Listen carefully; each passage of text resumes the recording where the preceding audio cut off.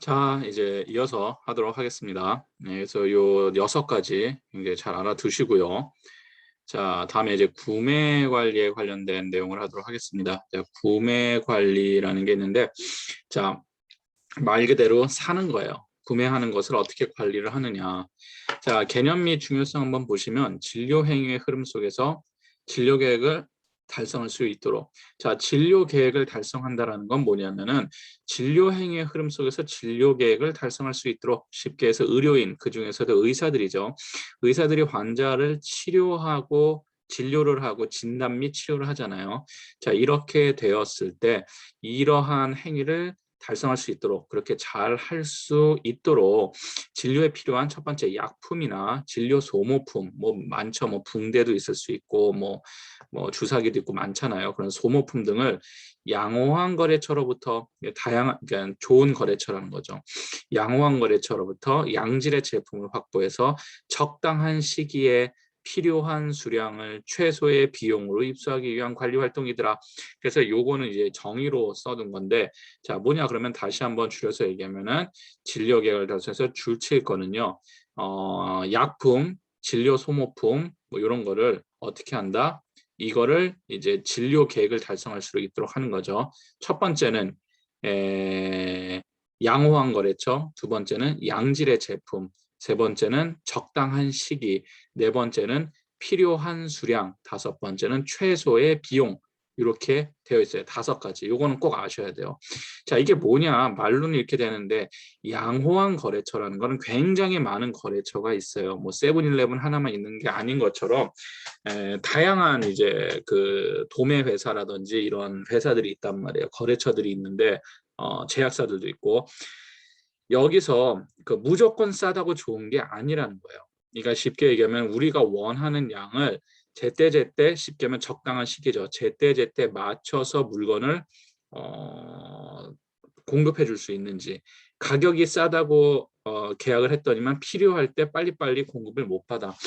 굉장히 이거 문제가 생겨요. 실제로 이렇게 해서 빵꾸 나는 경우들이 있습니다. 그럼 있으면 이런, 지금 대형 종합병원은 이런 치료를 안 해요. 그렇지는 않은데 작은 병원들 같은 경우는 이런 게 발생할 수가 있다라는 거예요. 실제로 발생할 수 있고, 그러면 어떻게 합니까? 발생하면은, 자, 2가지 방법이 있어요. 일반적으로 현장에서 발생을 하면은 또 요걸 메꿔주는 또 거래처들이 있어요.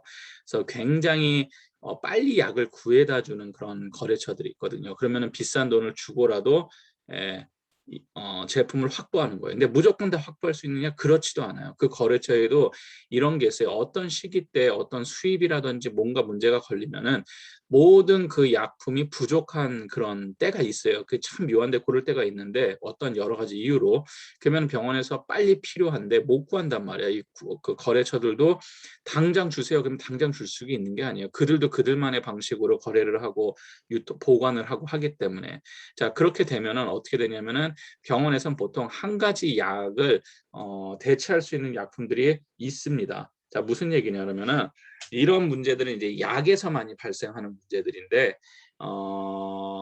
항생제 중에서도 여러 가지 종류가 있어요. 뭐 그 여러분들이 그냥 듣고 넘어가시면 되는데, 그 항생제 종류 중에서 제일 많이 쓰는 약 중에 하나가 세팔로스포린 계열이라는 게 있어요. 그래서 세파 계열 항생제라고 얘기를 하는데, 뭐 세파도 1세대, 2세대, 3세대 뭐 이런 식으로 나눠져 있습니다.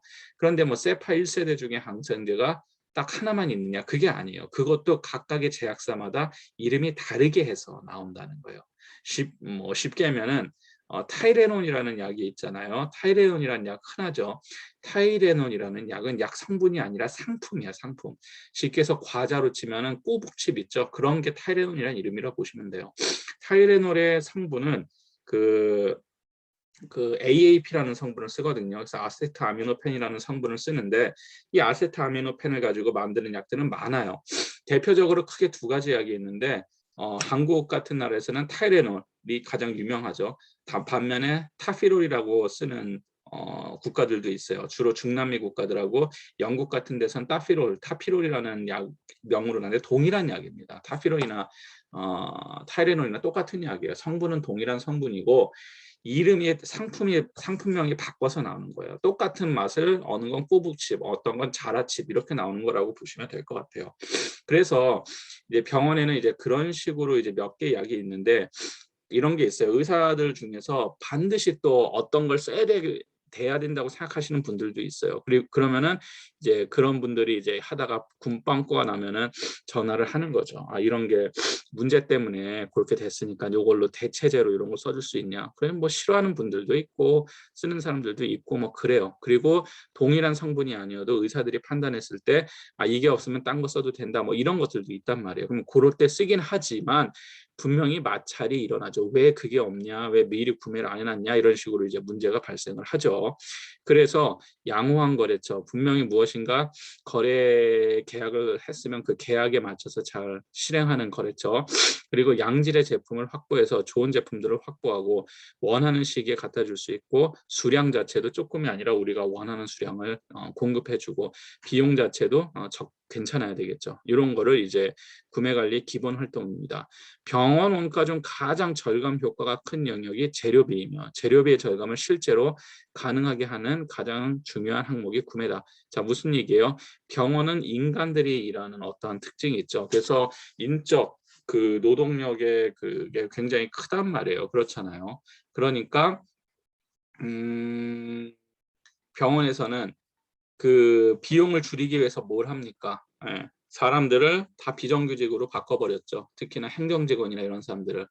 그래서 이제 더 이상 인건비를 줄이는 데 있어 갖고의 절감을 할 수 있는 효과가 없단 말이에요. 비용 절감. 예. 코스트 커팅 효과가 없어요. 그러니까 어떤 거를 가지고 줄이냐 그러면은 재료를 원가를 줄여야 되겠죠. 쉽게 해서 떡볶이 만드는데 떡볶이 가격이 5,000 원으로 다 정해진 거야. 그 국가에서 정해서. 그러면은 재료비가 올라가 버리면 내가 남는 게 없잖아요. 그쵸? 그러니깐 최대한 많이 남기려면 어떻게 돼요? 두 가지 방법밖에 없다고 제가 지난 시간에 얘기했죠. 재료비, 원가를 줄이든지 아니면 가격을 비싸게 받든지. 근데 가격을 비싸게 못 받잖아요, 의료는. 그러다 보니까 이 구매 관리가 굉장히 중요해요. 어떻게 하면 좀 싸게 구할까? 아니면 조금 더 효과적으로 구매를 할 것이냐. 이게 굉장히 중요하다는 거죠. 자, 구매 관리의 기능은 구매의 기능은 이익을 창출하는 기능이다. 맞습니다. 그래서 구매는 그냥 필요한 걸 사는 게 아니에요. 기업에서의 이익 창출 기능이에요. 근데 특히나 의료기관에서는 더 크죠. 왜요? 가격에 있어 갖고의 한계점이 있으니까. 가격을 마음대로 높일 수가 없으니까. 재료비가 비싸졌다고 가격을 올릴 수가 있냐 없냐? 없다라는 거예요. 그러다 보니까 결국은 병원의 어떠한 이익을 높여주기 위해서는, 그렇다고 병원이 수익을 내는 그러한 이제 기관은 아니죠. 기관은 아니지만 그래도 병원이 굴러가려면은 무엇인가 수익이 나야 되잖아요. 그렇기 때문에 이익을 창출하는 기능을 최대로 만들어 줄 수 있는 거는 결국은 구매에서 효율적이고 싸게 구매하는 수밖에 없어요. 아니면은 인건비 갖고 하는 건데 인건비는 벌써 손댈 만큼 다 됐단 말이에요, 병원에서. 그래서 그거는 어렵고, 그러니까 구매 관리의 기본적인 게 이익을 창출하는 기능이다가 그러한 의미입니다. 가격을 마음대로 올릴 수가 없으니까. 자, 그렇게 보시면 될 것 같고요. 두 번째, 구매 기능은 경영의 주요 기능 중에 하나이다. 당연한 거죠. 왜냐면은 제가 여러분들 이지훈 교수님 거 수업 들었어도 알겠지만 회계에 보시면은 매출이라는 것 자체는 어떻게 됩니까? 수익, 프로핏. 수익이라는 거는 매출에서 비용을 절감하는 거잖아요. 구매는 하나의 비용이에요. 구매 과정에서 들어오는 것들은. 그러니까 비용을 절감해 주는 거. 경영의 주요 기능 중에 당연히 하나겠죠. 수익을 내는 활동 중에. 구매의 본래 업무는 구매 요구서를 접수하기 훨씬 이전부터 시작되는 것이다. 이 얘기는 뭐냐면은 구매 요구서라는 거를 보내요. 예를 들어서 정형외과에서, 신경외과에서, 뭐 이런 외과에서 이런 걸 필요하다 합시다. 뭐 이러한 약이 필요합니다. 이러한 소모품이 필요합니다라고 구매부서한테 구매 요구서라는 거를 올리죠. 그래야지 그것을 검토해서 구매를 할 거 아니에요. 이때 구매를 하는 것이 아니라 그 이전부터 일반적으로 이러이러한 것이 구매 회의나 이런 걸 통해서 필요합니다라고 해서면 이것을 가장 1년 중에 싸게 살 때는 언제일 것이며, 그리고 지금 세계 경제가 이런데 이거를 많이 비축을 해야 할 것인가, 아니 앞으로 더 떨어질 거야. 그러니까 필요한 만큼만 사놓고 나중에 떨어졌을 때 더 많이 살 것이냐, 이런 거를 판단하는 거예요. 그래서 굉장히 어떻게 보면 그쪽 흐름에 대해서 잘 알아야 돼요. 공격적으로 이제 구매를 하려면. 그래서 구매 요구서 접수하기 훨씬 이전부터 시작하는 것이다. 구매는 고도의 훈련된 전문 요원에서 수행되는 기능이다. 맞습니다. 그냥 뭐 사와 예 이게 아니라는 거예요. 네. 왜냐면은 결국은 병원 입장에서는 수익을 낼 수 있는 가장 확실한 카드는 이 구매 관리밖에 없기 때문에 아주 중요한 거라는 거죠. 자꾸 빵꾸내 갖고 비싼 값에 계속 사봐요. 쓸데없는 비용이 들어가는 거겠죠. 자, 구매 관리의 기본 원칙. 자, 효과적인 관리와 감독이 이루어지는 데 당연한 거, 건전한 구매가 이루어져야 된다. 이 건전한 구매라는 거는 뭐 이런 거예요. 리베이트를 받고 구매를 한다든지 이런 거 하지 말라는 거예요. 그러니까 무슨 얘기냐? 구매 과장이나 아니면 구매에 관련된 사람이 A라는 뭐 도매상이라든지 A라는 업체에서 100만 원에 이제 제공을 하기로 했는데 B에서는 야, 우리 거 110만 원에 사줘. 대신 20만 원, 10만 원은 너의 주머니에다 넣어줄게라고 합시다. 알았어. 그러면 어차피 뭐 그렇게 해갖고 만약 했다. 이거 굉장히 불건전한 구매죠. 실제 리베이트 굉장히 많아요. 예.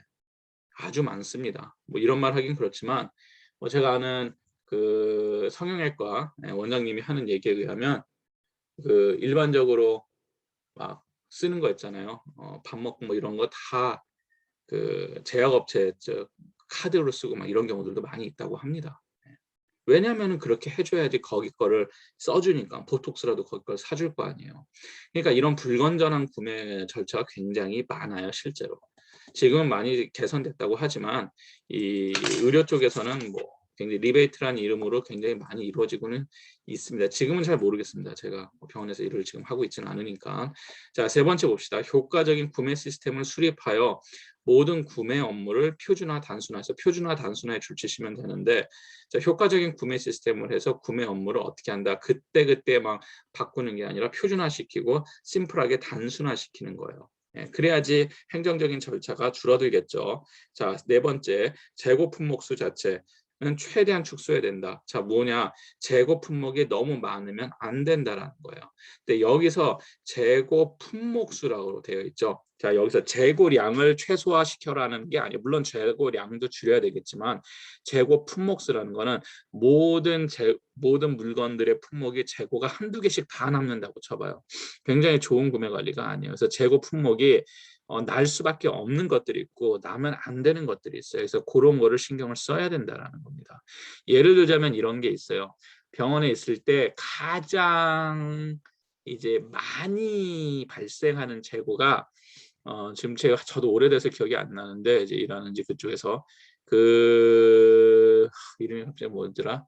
실제로 협심증 환자들이 많이 먹는 약이에요. 그 혀 밑에다가 넣는 약이 있거든요. 갑자기 막 이제 심장마비처럼 막 그렇게 왔을 때 그 약이 갑자기 기억이 안 난다.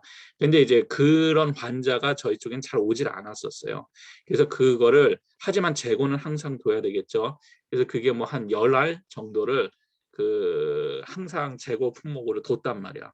1년에 안 나가. 한 번도 안 나가. 한 날, 한두 달 나가면 잘 나가나? 이러면 그럼 나머지는 어떻게 돼요? 버려야 된다는 거야. 계속 그게 버려요. 근데 그런 거는 어쩔 수가 없어요. 만약에 위험한 시기 때는 써야 되거든, 그 약을. 근데 그게 아깝다고 안 했다가 만약에 응급 환자 발생하든지 정말 필요한 상황에서 어떻게 하겠습니까? 사람 목숨이 날아가죠. 그렇기 때문에 병원에는 꼭 필요한 약들이 있어요. 그게 아무리 폐기 처분이 되더라도 반드시 구매해야 되는 약들의 종류 물품들이 있어요. 굉장히 많아요. 아주 소수로 하지만 꼭 필요한 약들이 있단 말이에요. 그런 건 어쩔 수 없지만 뭐 예를 들어서 소화제 관련된 거라든지 소화제는 뭐 상관없잖아요. 소화제라든지 아니면은 뭐 소염진 통제 이런 거는 거의 문제가 안 나는데 뭐 그런 것들 막 되게 흔하지만 재고가 발생하면 안 되는 그런 것들이 만약에 재고가 계속 발생을 한다 그럼 분명히 문제가 있다는 거예요. 그거는. 예. 그거는 너무 과하게 구매를 하든지 아니면은 지금 현재 의사들 그 각과의 그 과장들하고의 커뮤니케이션이 안 돼 갖고 지금 그들이 쓰지 않는 약인데도 계속 구매를 하고 있다라든지 혹은 뭐 예를 들어서 내과에서 소화기 내과에서 이런 새로운 약이 필요하다고 해서 구매를 했는데 그 사람이 뭐 한두 번 쓰고 안 쓴다든지 그런 건 다 재고 품목이 돼버리죠. 그러니까 그런 거에 대한 커뮤니케이션과 그런 거에 대한 관리가 분명히 필요하다는 거예요. 그래서 재고량이 아니라 품목수예요. 그래서 어쩔 수 없이 재고품이 발생합니다. 재고가 제로일 수는 없어요. 발생하는데 최대한 줄여야 되겠죠. 결과지향적인 구매 관리가 이루어져야 된다. 이거는 뭐냐 그러면은 결국은 구매 관리로 인해서 어떠한 그러니까 이것을 해서 이렇게 쓸 것이냐 쓰지 않을 것이냐 일단 필요하니까 사자가 아니라는 게 결과치까지 다 예상하고선 구매를 해야 된다. 구매 정책과 구매 절차 등은 세밀하게 명문화되어 누가 구매 관리를 담당하더라도 혼란이 야기되지 않아야 된다. 하나의 시스템적인 이야기를 하고 있고요. 물자 관리 기능이 전문화되어 견제와 균형이 이루어져야 된다. 자, 무슨 얘기냐면 물자 관리를 할 때 여기서 이게 몰래 해먹는 사람들이 등장할 수가 있다는 거죠. 그래서 이런 것에 대한 어떠한 견제가 필요하다는 거예요. 그래서 구매와 검수, 이제 검수라는 단어가 굉장히 중요한 단어인데 검수는 검사한다라는 뜻이에요. 그래서 구매를 하면은 검사를 해요. 그래서 검사를 하면은 보통 이제 약품이나 이런 게 들어오면은 뭐 한 3개 과 정도가 모여서 과장들이 검사를 하든지 담당자들이 검사를 해요. 누구냐면은 일단은 상인이 있겠죠.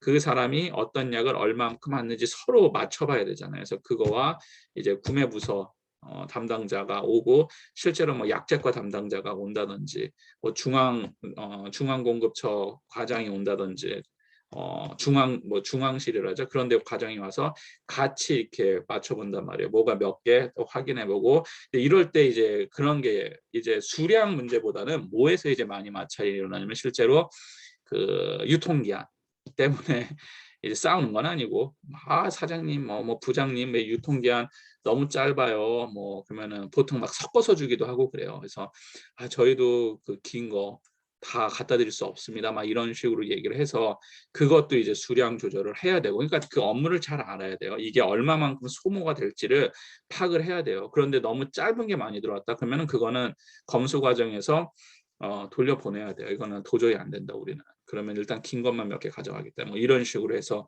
진행을 해야 된다는 겁니다. 재고 관리라든지 그래서 얼마가 남아 있는지. 그래서 이 구매 관리에 제일 까다로운 제일 신경을 많이 쓰는 게 이 재고예요. 재고. 이 재고가 쌓이지 않게 하는 것. 그래서 재고 관리, 그 대금 지불은 어떻게 할 것이냐 이런 거를 각각 분리되어 업무가 수행되어야 한다. 그래서 다 각각 나눠져서요. 돈을 줘서 결제하는 부서가 있고 뭐 이것을 실제로 저거 구매 저거를 해야 된다 그래서 저 올리는 부서들이 있고 이렇게 나눠요. 병원 따라 달라요. 작은 데는 뭐 한두 부서가 같이 하고 종합병원이야 뭐 전문 부서들이 이제 운영하니까 그거는 이제 상관이 없고요. 자, 그다음에 병원의 구매 관리 보시면 병원 구매 관리의 특징이라는 게 있죠. 그래서 약품 또는 진료 재료를 포함하여 물품의 그 대체성이 높다라고 되어 있죠. 약품 또는 진료제를 포함해서 물품의 대체성이 높다라는 거는 A라는 거를 꼭 그것만 써야 될 필요가 없다라는 거예요.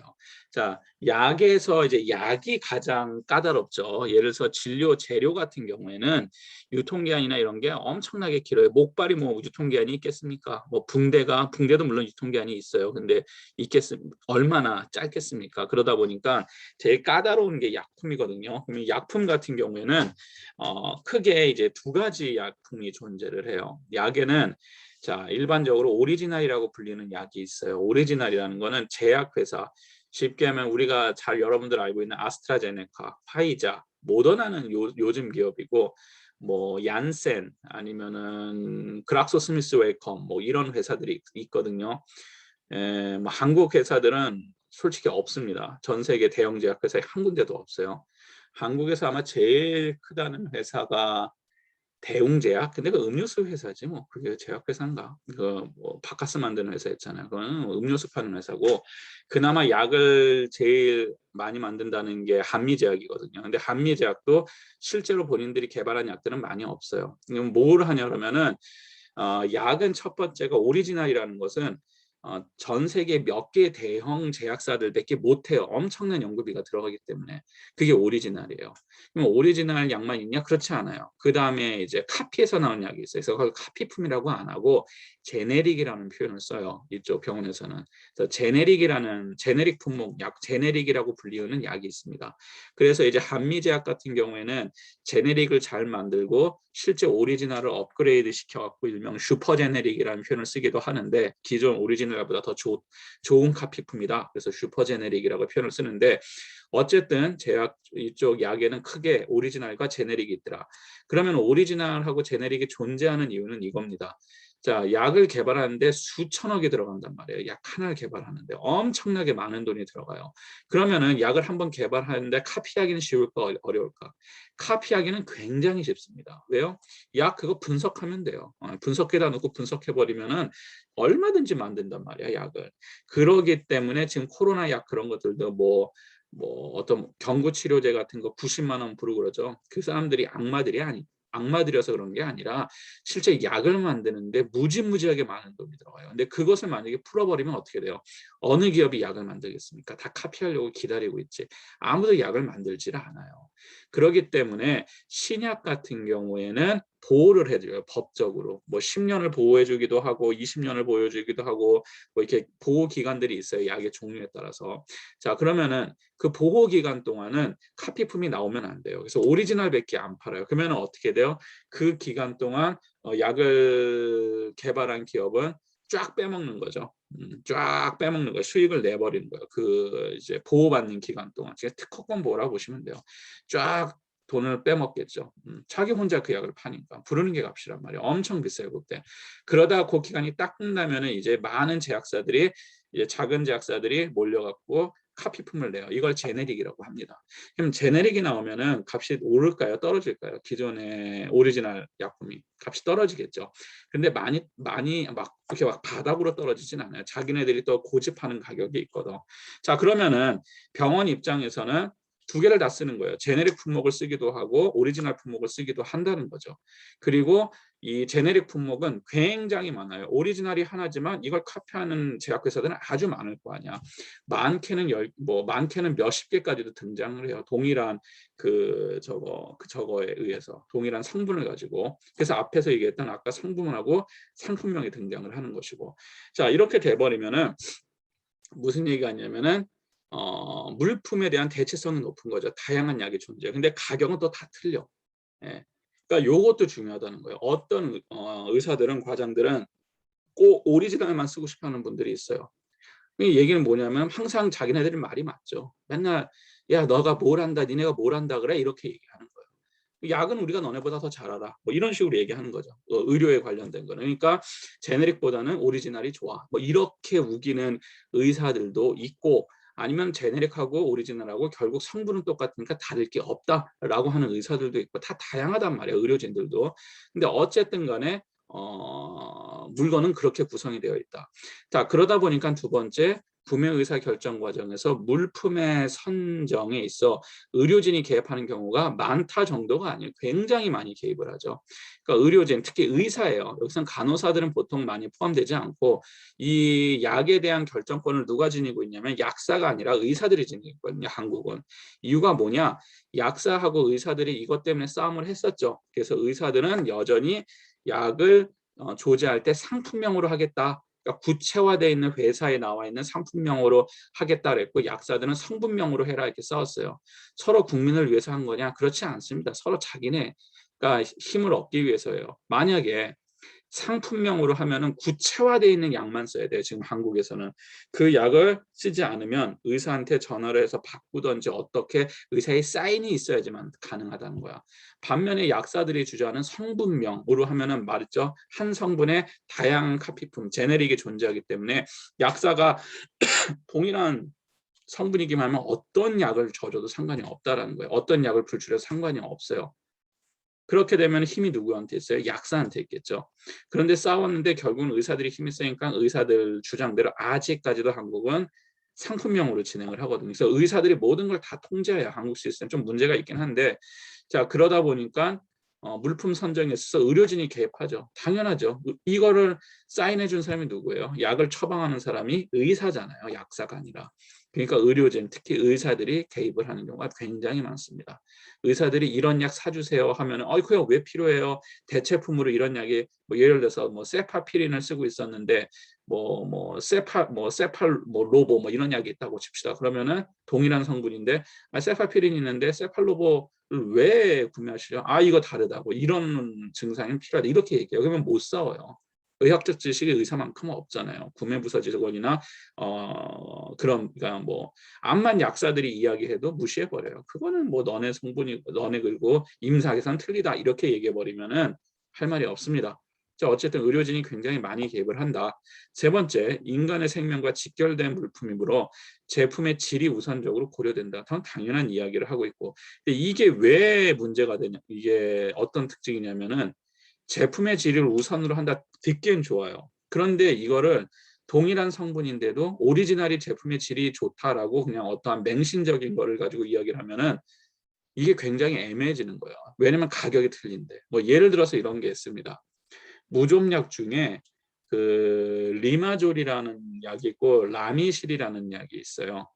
뭐 무좀 있는 학생들은 없겠지만 라미실이라는 약이 테레비에서도 선전을 하죠. 그게 오리지널이에요. 라미실이 오리지널인가 리마졸이 오리지널인가 헷갈리네. 나도 오래돼서. 근데 아마 테레비에서 선전하는 라미실이 오리지널일 거예요. 그 다음에 이제 제네릭으로 나온 게 리마졸인데 가격 차가 지금은 제가 확인을 안 해봤지만 옛날에는 이제 가격 차가 한 얼마 차이 났냐 그러면 대략 한 3배 정도 차이가 났어요. 오리지널보다 제네릭이 3배 쌌다는 거야. 그러면은 병원 구매부서 입장에서는 만약에 10개를 살 수 있으면 제네릭을 사면 30개를 살 수 있잖아요. 그러면은 30개를 구매하는 게 가격을 다운시키고 좋아요. 그런데 뭐 피부과나 이런 데서 굳이 오리지널을 쓰겠다는 데들이 있단 말이야.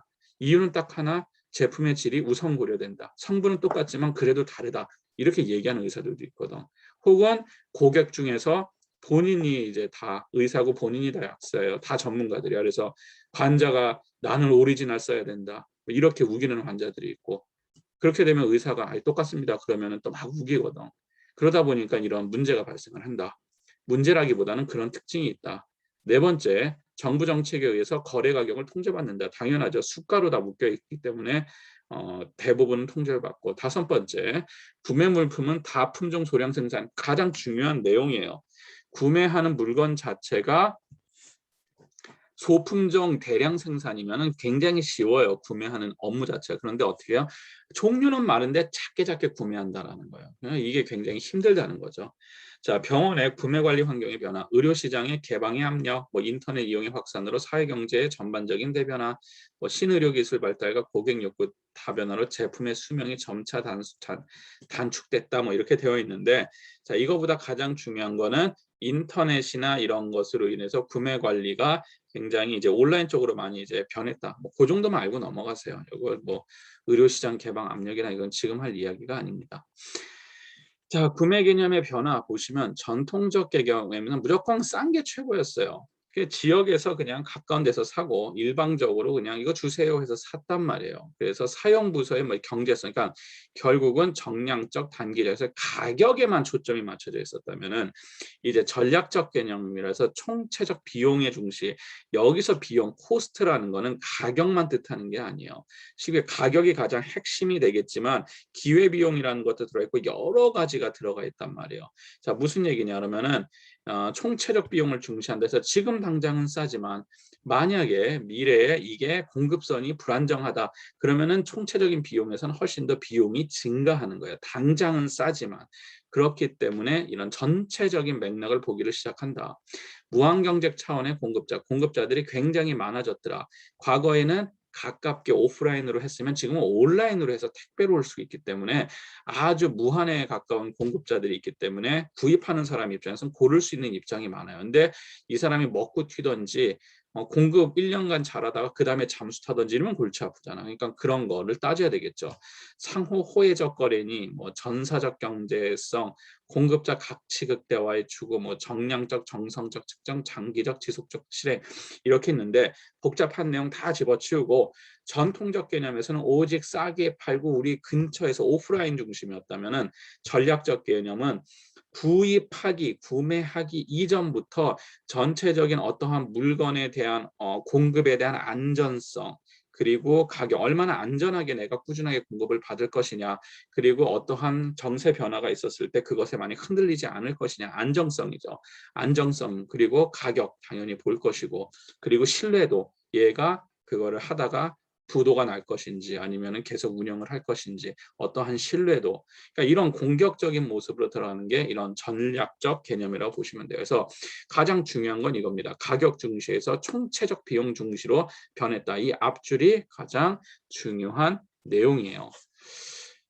자, 그래서 구매 방식은 요거는 이제 여러분들이 구매 방식 이름은 잘 알아두세요. 첫 번째가 수의 계약이에요. 수의 계약은 가장 오랫동안 서로 신뢰를 바탕으로 발달되어 온 구매 방식. 그러니까 믿고 너한테 산다는 거예요. 믿고. 예. 근데 믿는 도끼 어떻게 되죠? 발등 찍힐 수가 있겠죠. 예. 그래서 이게 등장합니다. 안정적인 상거래와 물품의 품질을 보장할 수 있다. 왜? 오랫동안 봤기 때문에 아니까. 속사정까지. 장기간 지속되는 양상을 가진다. 근데 경쟁이 아니잖아요. 그렇죠. 그래서 장점은 절차가 간단해요. 아는 사람하고 계속 거래하니까. 계약 이행이 확실하고 그동안 뭐 믿고 하니까 기존의 거래 실적이 있었던 곳으로 안정적인 거래가 된다. 그런데 가장 큰 문제는 이제 정실 우려, 상거래의 불공정성 초래. 이게 뭐냐면 정실이라는 거는 경쟁이 없다 보니까 썩는다라는 거예요. 예. 구매부서장이 계속 돈을 해먹고 있다라든지, 그럼 결국은 비싼 값에 사고 있지만 원래 했었던 데라는 이유만으로 하고 있다라든지, 상거래의 불공정성이라는 건 경쟁이 없다 보니까 하던 애들끼리 계속 한다라든지. 이 수의 계약은 쉽게 얘기하면 이거예요. 뭐 아는 사람 내에서 뽑는 겁니다. 우리 수의 계약도 이런 거죠. 뭐 우리 조교 선생님들 뽑을 때 어떻게 합니까? 우리 과 출신들 뽑잖아요. 이유는 뭐예요? 교수님들이 서로 다 알아. 그 학생 시절부터. 이세별 주교 같은 경우는 제가 진짜 오랫동안 봤던 1학년 때부터 봤으니까 아주 오래 봤었죠. 이런 식으로 그냥 아는 거야 서로. 그러니까 이 친구는 이래. 일 이렇게 하는 건 잘해. 그때도 학생 때도 이랬어. 믿고 뽑죠. 하지만 어떤 게 있어요? 외부에서 능력적으로는 더 뛰어난 조교가 있을 수도 있겠죠. 근데 그런 거 보지 않고 우리한테는 이게 필요하니까 안정적인 거, 이런 게 있다라는 거예요. 비슷한 개념이라고 보시면 될 것 같습니다. 자, 그래서 수의 계약은 이제 아는 사람하고 계약을 하는 거예요. 오랫동안 봐서 신뢰도가 쌓인 사람들. 자, 그 다음에 이제 입찰이 있어요. 입찰은 뭐예요? 서로 간에 경쟁을 붙이는 거죠. 첫 번째가 일반 경쟁 입찰. 다수의 경쟁 업체들이 입찰에 참여하는 거예요. 그래서 서로 만약에 얼마에 입찰을 하냐, 우리는 뭐 500만 원, 우리는 498만 원, 우리는 502만 원, 뭐 이런 식으로 입찰을 하죠. 그래서 업체 간의 경쟁을 유도한다. 그래서 중요한 건 여러분들이 일반 입찰은 첫 번째 경쟁 유도. 그러니까 가장 핵심은 낮은 가격에 구매하는 거예요. 제일 낮은 가격 부르는 애를 뽑아주는 거예요. 입찰 참여 개방으로 새로운 업체를 발굴하고 공개적이고 공정한 절차. 그래서 공개적, 공정한 절차. 여기도 줄 쳐주시고.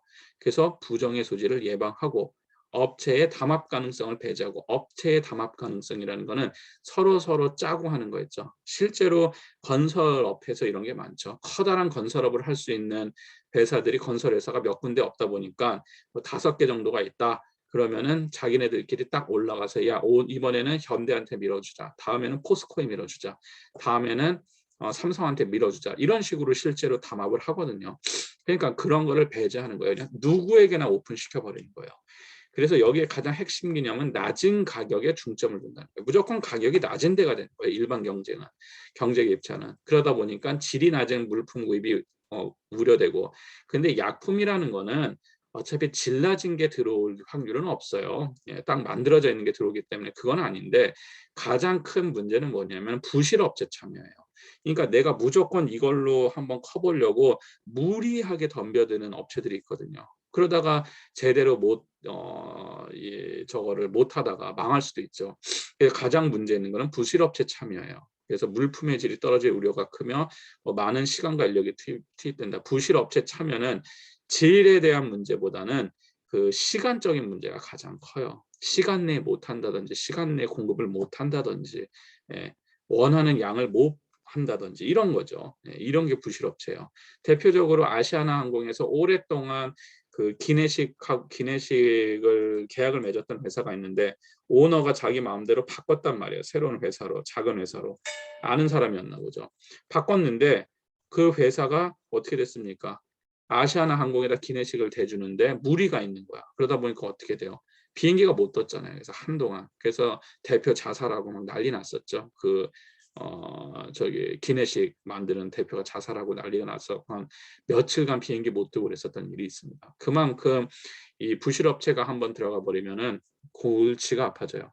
제한 경쟁, 뭐 입찰해서 납품 물품의 뭐 난이도나 규모에 대해서 그래서 어느 정도 조건을 만들어 놓는다. 이게 제한 경쟁체예요. 일반 경쟁하고 동일해 보이지만 아무나 다 들어오는 게 아니라 뭐 규모, 수급 상황, 난이도 이런 걸 해서 딱 그 일정 이제 기준점을 만들어 놓은 거. 그래서 뭐 요건은 일정 금액 이상의 물품 제조 또는 구매 일정 금액 이상의 공사, 특수한 장비나 기술에서 어떠한 기준점이 항상 존재하고 불량업자가 선정될 가능성이 낮다. 이게 좋은 점이에요. 자, 반면에 단점도 있겠죠. 뭐냐면은 마지막 줄에 보면 입찰 업체끼리의 납품 가격 담합 가능성이 있다. 자, 무슨 얘기냐? 건설회사 예를 들었듯이 커다란 아파트 건설을 할 수 있는 거는 몇 개의 대형 건설회사밖에 없죠. 그러면 암만 내가 새 신생 건설회사고 잘할 수 있어. 그런데 제한 경쟁을 딱 메꿔버리면 어차피 그 파이에서 싸울 애들은 딱 정해져 있단 말이에요. 5개, 6개 이렇게. 그러면은 어떻게 돼요? 서로 걔네들끼리 계속 싸울 거기 때문에 야, 우리 피 터지게 싸우지 말고 담합하는 거죠. 야, 이번에는 몰아주자. 이러면서 돌아가면서 하는 이러한 이제 게 발생할 수 있다라는 것을 생각하시면 될 것 같습니다. 자, 그래서 오늘은 일단 여기 입찰까지만 그래서 수의계약과 일반 경쟁 입찰, 제한 경쟁 입찰은 여러분들이 잘 알아두시고 장단점 잘 알아두시고 차이점이 뭔지 잘 알아두시고 이 얘기는 뭐예요? 시험에 내겠다는 뜻이죠. 그러니까 이런 거 잘 봐두시면 좋을 것 같습니다. 자, 그러면은 다음 시간은 이제 저희가 대면으로 하고 그 다음 시간부터는 또 다시 비대면으로 하니까 다음 시간에 대면으로 만나도록 할게요. 자, 여기서 일단은 마치도록 하겠습니다. 네.